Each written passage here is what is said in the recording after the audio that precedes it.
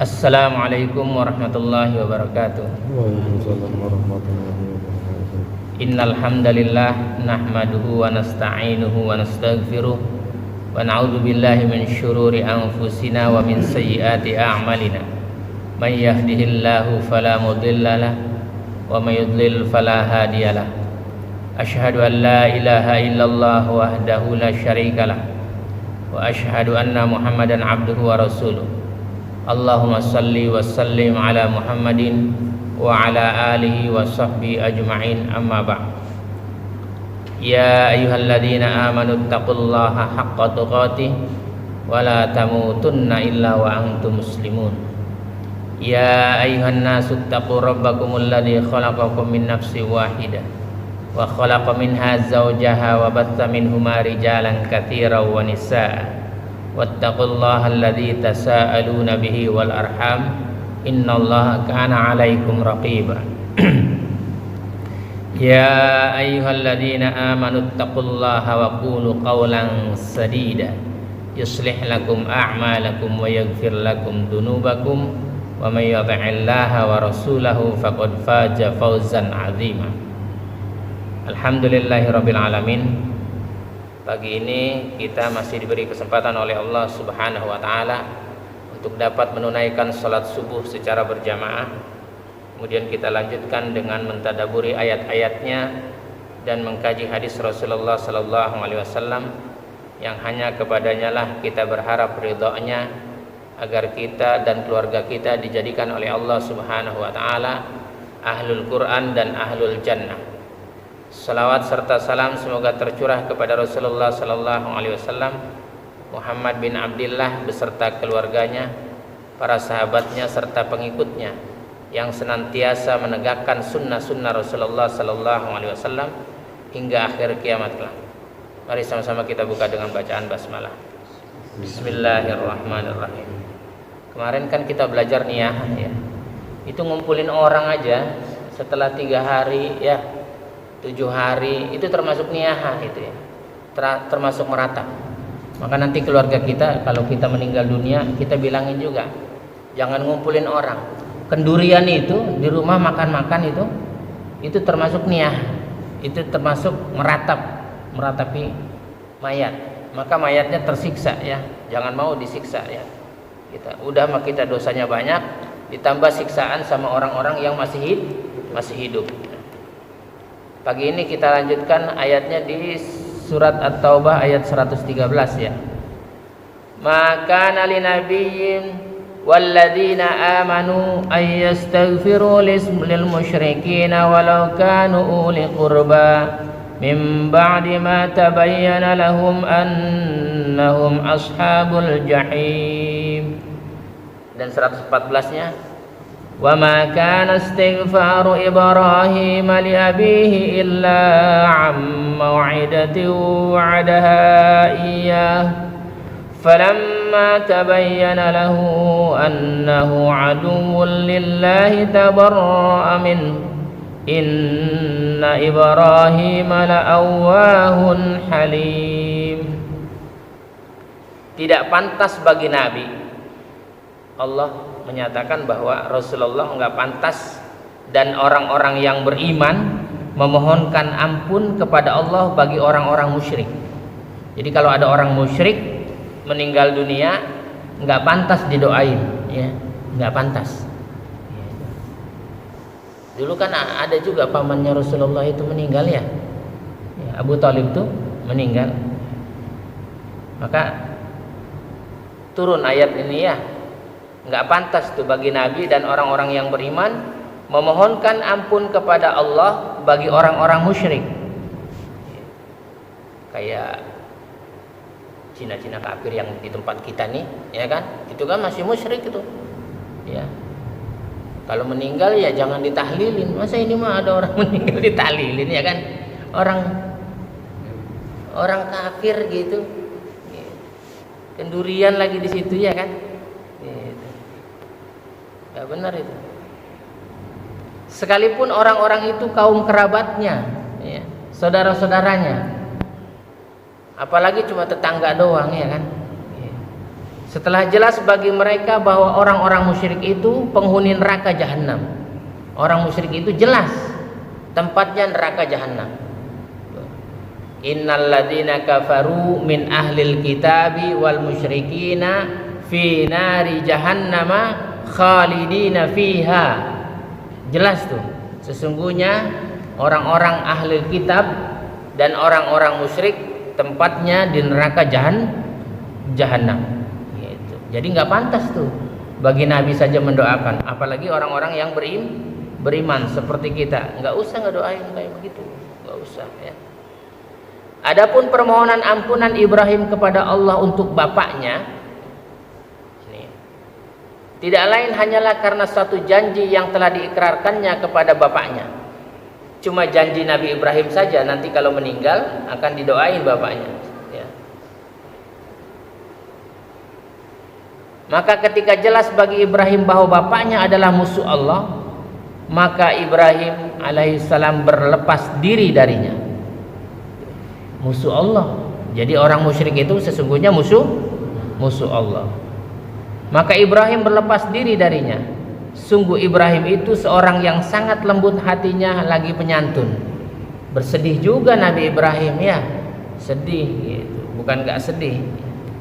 Maka orang-orang yang mati dalam keadaan musyrik dan orang-orang kafir jangan didoain, nggak pantas ya gitu. Kemudian setelah meninggal yang wajib dimandikan hanya orang-orang yang beriman. Orang Islam saja yang wajib itu ya. Jadi yang wajib dimandikan adalah orang yang beriman. Itu pun ada kriterianya. Ada orang Islam saja yang nggak wajib dimandikan ya. Orang Islam meninggal dunia tidak wajib dimandikan. Orang apa tuh? Syahid. Yang mati syahid ya. Jadi mayat yang wajib dimandikan adalah mayat muslim yang tidak terbunuh oleh orang kafir. Orang mati syahid saja ada yang diwajibkan. Jadi yang tidak diwajibkan hanya orang yang mati syahid terbunuh oleh orang kafir dalam peperangan. Itu yang nggak wajib dimandikan ya. Nggak wajib. Adapun yang mati syahid selain tidak terbunuh ya oleh orang-orang kafir, maka dia wajib dimandikan ya. Jadi orang-orang yang mati syahid itu yang terbunuh ya. Sebab Rasulullah sallallahu alaihi wasallam bersabda, la tughassiluhum fa inna kulla jurhin aw kulla damin yafuhu miskan yaumal qiyamah. Janganlah kalian memandikan mereka karena setiap luka atau darah yang ada di tubuh mereka akan menebarkan aroma minyak misik pada hari kiamat.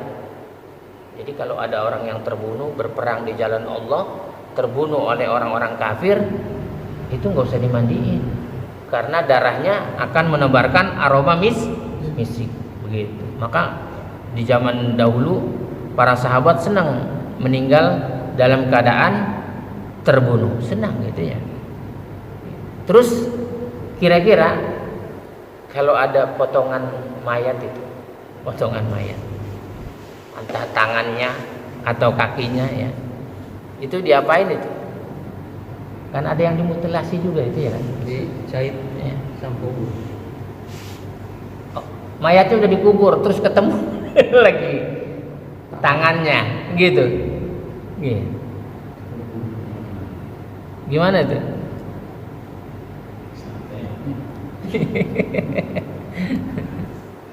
Jadi Imam Syafi'i berkata ya, kami telah mendengar kabar bahwa seekor burung menjatuhkan sepotong tangan di Mekah ketika terjadi peperangan Jamal. Itu kata Imam Syafi'i. Orang-orang mengenal pemilik tangan ini melalui cincinnya, melalui cincin yang ada di tangan itu. Makanya supaya dikenal pakai cincin ya kan, pakai cincin. Di sini cuma Irwan doang yang pakai cincin ya, yang lainnya nggak pakai cincin ya. Gitu. Jadi dikenal itu melalui tangannya pakai cincin. Mereka pun memandikan dan mensolatkannya. Tangannya doang. Tangan doang. Ya, memandikan dan mensalatkannya. Proses memandikan dan mensalatkan itu dihadiri oleh sejumlah sahabat. Gitu. Jadi kalau ada yang meninggal, sisanya itu dimandikan tangannya atau kakinya yang ketinggalan, baru dikafankan, kemudian dikuburkan, disolatkan ya. Gitu. Seperti biasa, seperti orangnya utuh gitu ya, seorangnya utuh. Jangan kayak ustadz yang santai aja. Gitu. Imam Ahmad berkata, potongan tubuh mayat seorang muslim yang ditemukan wajib untuk dimandikan, dikafankan dan disolatkan, kecuali potongan ini dari muslim yang mati syahid. Kecuali dia mati syahid, terbunuh gitu ya. Gitu. Tinggal dikubur saja, disolatkan dan dikuburkan. Dia tidak dimandikan ya.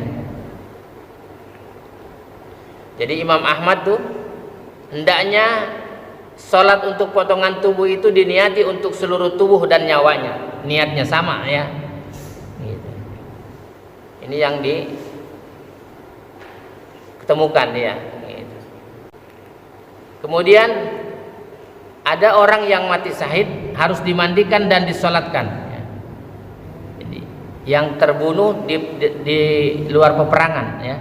Jadi dia terbunuh di luar peperangan, tetap dia dimandikan ya. Gitu. Adapun Rasulullah sallallahu alaihi wasallam bersabda, "Asy-syahadatu sab'un siwahul qatli fi sabilillah. Al-mat'unu syahidun wal ghariqu syahidun was sahibu dzatil jambi syahidun wal mubtunu syahidun was sahibul hariqi syahidun walladzi yamutu tahtal hadmi syahidun wal mar'atu tamutu bi jum'in syahidatun." Orang yang mati syahid selain dalam peperangan ada 7. Yang mati syahid selain peperangan ada 7 orang ya. Yang pertama, orang yang meninggal karena penyakit taun. Penyakit taun, apa tuh penyakit taun itu? Hah? Wabah ya, wabah. Kemarin wabah bukan itu? Iya. Kemarin ada wabah itu ya. Wabah. Corona ya. Itu matinya syahid itu. Kalau itu taun, itu wabah, dia matinya dalam keadaan syahid. Hanya dia wajib dimandikan, dikafankan, disolatkan, baru dikuburkan. Gitu enggak? Dimandiin enggak orang yang taun? Hah?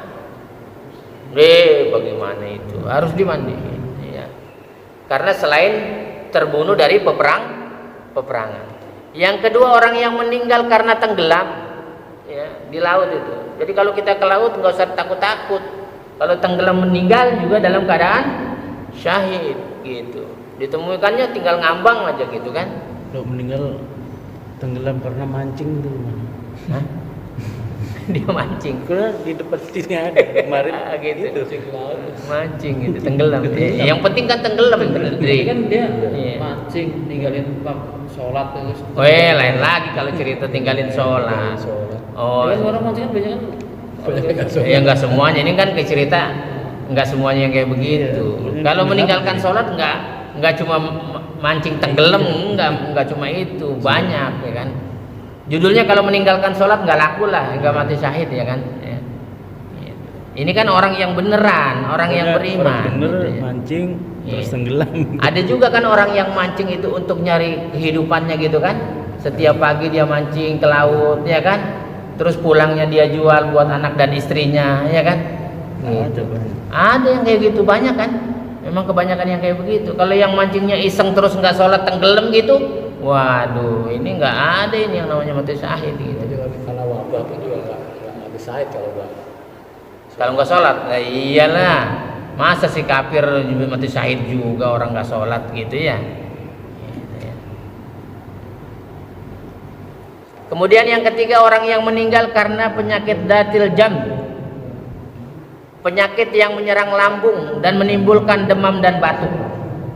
Penyakit lambung yang menimbulkan demam dan batuk. Ini juga mati syahid. Ini juga mati syahid. Kata Nabi itu ya. Jadi kalau kena penyakit lambung senang-senang aja kalau meninggal dunia ya, senang-senang aja. Kenapa? Termasuk mati syahid. Cuma mati syahidnya tidak menyebarkan aroma misik gitu, karena tidak terbunuh oleh orang kafir. Dan yang keempat, orang yang meninggal karena penyakit perut. Suka melintir tuh perut tuh. Pernah nggak melintir perut? Hah? Sering. Itu memules mah salah makan kali ya kan. Mules itu salah makan itu ya. Sakit lambung sama sakit perut beda. Hah? Sakit lambung, sakit perut. Lambung beda. Kamu belum pernah ngerasain penyakit lambung? Hah? Usus buntu. Itu dia tuh Harry yang tahu, yang dokter tuh Harry dokter kan, dia tahu. Apa bedanya Harry? Penyakit lambung sama sakit perut. Kamu dokter palsu ya?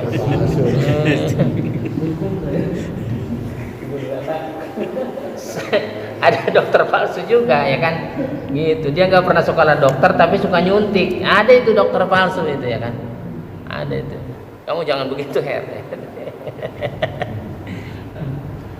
Kemudian yang kelima, orang yang meninggal karena terbakar. Ya, terbakar. Ya, kebakaran, dia terbakar. Itu termasuk orang yang mati syahid. Yang keenam, orang yang meninggal karena tertimbun reruntuhan. Ya, longsoran itu. Kemarin itu kan ada banyak di Bogor itu ya. Gitu. Tapi orang Islam ya yang tertimbun. Kalau orang kafir dia nggak mati syahid, nggak masuk ya. Yang terakhir nih, yang ketujuh, perempuan yang meninggal karena melahirkan. Jadi nggak usah khawatir kalau istri kita lahir, kasih tahu kalau mati pun mati syahid. Gitu. Makanya kalau ditenangkan istri kita, tenang gitu ya. Abu Hurairah meriwayatkan bahwa Rasulullah Sallallahu Alaihi Wasallam bertanya, menurut kalian apa yang dimaksud dengan orang yang mati syahid? Jadi sahabat ditanya oleh Rasulullah, yang dimaksud mati syahid itu apa? Mati syahid itu ya. Kata para sahabat menjawab, wahai Rasulullah, orang yang mati syahid adalah orang yang terbunuh dalam peperangan.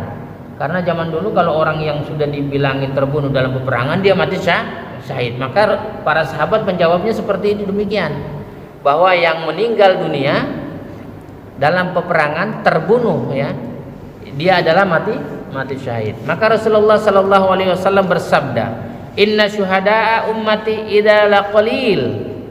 Kalau begitu syuhada umatku sedikit. Kalau cuma matinya terbunuh ya, dalam peperangan dan dibunuh oleh orang kafir ya. Maka para sahabat bertanya, siapakah sebenarnya mereka ya Rasulullah?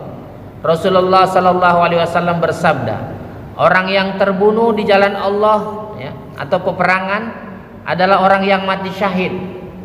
Yang pertama. Begitu juga orang yang meninggal dalam ketaatan kepada Allah. Jadi kalau kamu taat terus nih kepada Allah gitu, sholatnya tepat waktu, puasanya bulan Ramadan nggak bolong-bolong ya kan, kemudian zakatnya ditunaikan, hajinya dia pergi haji ya gitu. Ini orang yang taat kepada Allah, dia termasuk juga matinya dalam keadaan mati syahid. Kemudian orang yang meninggal karena penyakit taun ya, dan orang yang meninggal karena penyakit perut, dan orang yang mati karena tenggelam. Adapun Sa'id bin Zaid radhiyallahu an meriwayatkan bahwa Nabi Shallallahu Alaihi Wasallam bersabda, orang yang terbunuh karena membela hartanya adalah orang yang mati syahid. Jadi kalau ada orang dirampok gitu, terus dia ngelawan, dia terbunuh, dia termasuk orang yang mati syahid juga. Tapi di tujuh ini nggak ada ya? Ini lain lagi hadisnya ya.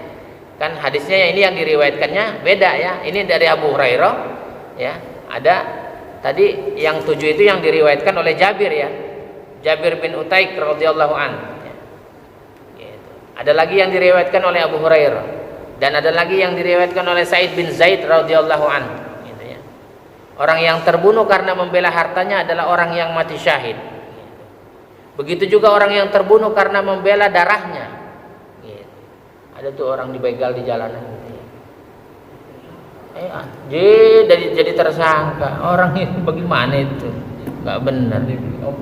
Orang yang dirampok dia yang tersangka, bagaimana itu? nggak jelas itu mah. Nah. Atau nanti banyak perampok itu mah kalau begitu. Itu kalau meninggal mencari nafkah untuk keluarga gitu gimana? Ntar dulu lah, hadisnya belum dibacain. Mentang-mentang dia tawaf melulu. Dia pengen dimasukin ke dalam hadis gitu ya kan? Gitu. Begitu juga orang yang terbunuh karena membela darahnya. Orang yang terbunuh karena membela agamanya dan orang yang terbunuh karena membela keluarganya. Gitu. Tapi terbunuh loh. Iya, terbunuh membela keluarganya, itu yang terbunuh, ya kan?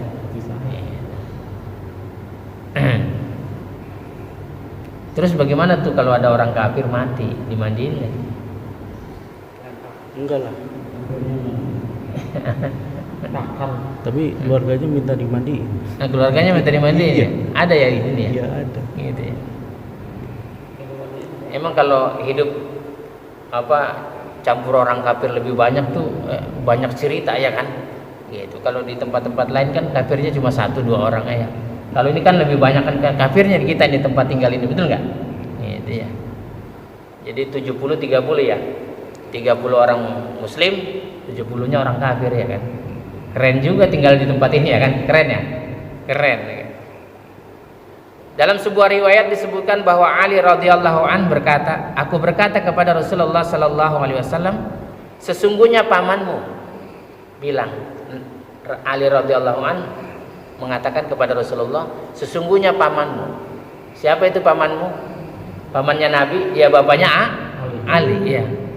Yang sudah tua dan sesat.